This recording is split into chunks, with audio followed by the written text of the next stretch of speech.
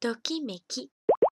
Salut à tous, c'est Angélique, j'espère que vous allez bien. Comme j'ai pu l'annoncer sur les réseaux sociaux, j'ai décidé de changer le nom de la chaîne, donc vous êtes à présent sur Tokimeki et j'espère que le contenu continuera de vous plaire. Aujourd'hui, je vais aborder avec vous un thème plutôt sérieux qu'il m'a été très compliqué de condenser en une seule et même vidéo, le système carcéral japonais. Ces dernières années, il est courant de voir dans les médias français des articles ou même des reportages déplorant l'état des centres pénitentiaires en France, notamment à cause du manque de personnel, de la surpopulation des prisons, des risques, des émeutes, etc. Du coup, j'ai cherché à savoir si le Japon était confronté au même problème et sinon, en quoi leur système différait du nôtre. C'est un thème que je trouve très intéressant mais aussi très compliqué et c'est pour ça que j'ai fait beaucoup de recherches avant de pouvoir vous en parler. Le problème qui s'est posé, c'est que la plupart des documents ou des sources que j'ai trouvées sont totalement obsolètes ou alors très subjectifs parce que forcément c'est un sujet qui bouscule en fait des valeurs morales et culturelles. Donc les médias étrangers vont pas en parler en faveur du Japon et le Japon ne va pas critiquer son propre système. Du coup, j'ai fait mon maximum pour faire une vidéo neutre qui vous expose les faits sans vous les cacher, tout en évitant la prise de parti, parce que mon but à travers cette vidéo, c'est de vous informer tout simplement, et non pas de créer un débat tout empathique. Donc ce fut très dur, mais j'ai fait de mon mieux. Commençons. Je vais en premier temps vous expliquer comment on se fait incarcérer dans une prison japonaise, mais avant ça, j'ai quelques statistiques à vous donner. Le Japon affiche un taux de criminalité parmi les plus faibles des pays développés. Selon l'Office des Nations Unies contre la drogue et le crime, en 2011, le taux d'homicide volontaire était de 0,3 pour 100 000 au Japon contre 4,7 pour 100 000 aux États-Unis. Selon le journal Asahi, le nombre de détenus et le taux de criminalité au Japon sont en baisse constante depuis 2015, avec cependant une augmentation du taux d'incarcération des femmes et des personnes âgées, majoritairement pour vol. Quand vous êtes incriminé pour un quelconque délit au Japon, ça se passe d'abord par le commissariat, donc le Keisatsu. Vous y êtes enfermé dans une cellule où les conditions sont très médiocres. Un Français, Nicolas, qui a été arrêté pour port d'armes blanches au Japon, témoignait en fait sur le site Vice cette année qu'il avait été du coup enfermé dans une cellule de 10 mètres carrés avec d'autres détenus, qu'il devait dormir à même le sol sans contact avec l'extérieur. Dans ce commissariat, vous passez évidemment des interrogatoires qui sont parfois très longs, allant jusqu'à 12 heures d'affilée. Après ça, si l'attente pour votre cas est particulièrement longue, vous êtes transféré dans un centre de détention régional où les conditions sont meilleures même s'il y a de nombreuses règles à respecter. De là, le jugement se fait, le verdict est donc proclamé, soit vous êtes non coupable ou on vous donne une suspension de peine et là on vous fait sortir le jour même avec toutes vos affaires dans des sacs plastiques, soit vous êtes coupable et de là vous allez en prison. Quand vous entrez en prison, du coup, vous êtes généralement classé par nationalité, genre, le type de peine, le taux de criminalité et votre santé mentale. On vous place évidemment dans une cellule et c'est là qu'on va aborder la deuxième partie, les conditions de détention des prisonniers. Dans la plupart des cas, vous êtes placé en premier lieu dans une cellule groupée pouvant contenir de 6 à 12 personnes dans des conditions japonaises, c'est-à-dire avec un tatami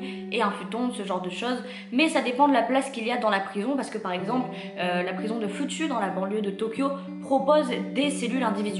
Certaines photos des cellules sont disponibles sur internet mais elles sont prises par la direction des prisons, donc on peut se demander si elles reflètent la réalité ou non. Les prisonniers, même s'ils vivent ensemble dans une même cellule, n'ont pas le droit de communiquer entre eux. Leur vie est régie par de nombreuses règles, donc par exemple il y a une place spécifique pour chaque objet de la cellule où ils doivent reposer l'objet à chaque fois. Ils n'ont pas le droit de marcher, de faire les 100 pas ou même de s'allonger dans leur cellule durant leur temps libre. Ils ne peuvent pas parler entre eux, donc comme je l'ai dit. Ils n'ont pas le droit de dormir sur le ventre mais plutôt soit sur le dos soit sur le côté. Ils n'ont pas le droit de couvrir leur tête, n'ont pas le droit de regarder le gardien, n'ont pas le droit aux activités stoïques, c'est-à-dire ne rien faire, regarder la télé. Ils sont obligés de faire des activités intellectuelles ou de développer une capacité comme l'apprentissage d'une langue par exemple. Les prisonniers respectant ces règles sont encouragés avec des récompenses, donc notamment une augmentation de leur liberté et de leurs privilèges. Par contre, s'ils ne les respectent pas, ils sont sanctionnés, donc les sanctions les plus fréquentes étant la réduction de la nourriture et la privation des privilèges ou des loisirs. La sanction la plus sévère est la cellule d'isolement où le prisonnier doit rester tout seul dans une cellule face à un mur allongé sans pouvoir rien faire pendant plusieurs jours. Certains japonais affirment que beaucoup de leurs codétenus se sont suicidés après avoir perdu leurs privilèges, après avoir enfreint une règle. Selon le directeur de la prison de Fuchu, ces règles sont mises en place afin de maintenir l'ordre et la sécurité dans l'établissement et sont nécessaires pour garder l'équilibre et l'égalité entre les détenus. Les prisonniers ont le droit de pratiquer une religion tant que celle-ci n'interfère pas avec le rythme de vie de la prison. Il y a forcément des médecins et des pharmaciens au sein de l'établissement, mais également des spécialistes en fait de la réhabilitation, parce que la prison japonaise vise à réadapter le détenu en fait à la société. Il faut savoir que plus de 90% de la population carcérale japonaise travaille au moins 8 heures par jour, donc quel que soit votre sexe ou votre âge, vous devez travailler.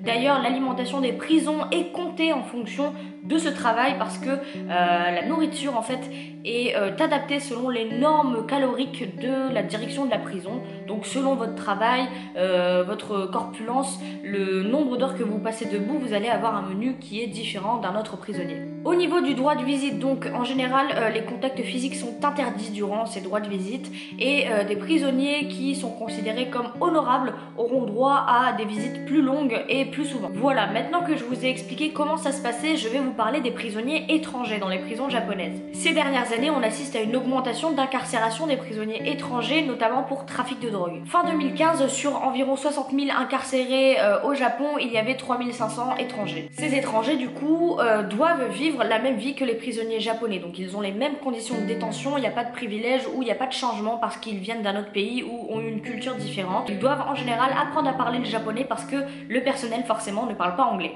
Ils sont parfois, comme je vous l'ai dit, selon la prison, placés en cellules individuelles, ce qui peut vous sembler bien, mais qui en fait crée une énorme pression psychologique sur eux et aussi un certain isolement et une solitude, parce que même s'ils n'ont pas le droit de communiquer avec leurs co-détenus, être dans une cellule groupée permet quand même d'avoir une certaine présence. Alors, je vous ai dit qu'ils devaient apprendre la langue japonaise, mais évidemment, ils ont le droit à des traducteurs s'ils le payent eux-mêmes, c'est-à-dire que ce n'est pas fourni par la prison. Ces traducteurs les aident pour les procédures pénales, les visites, etc.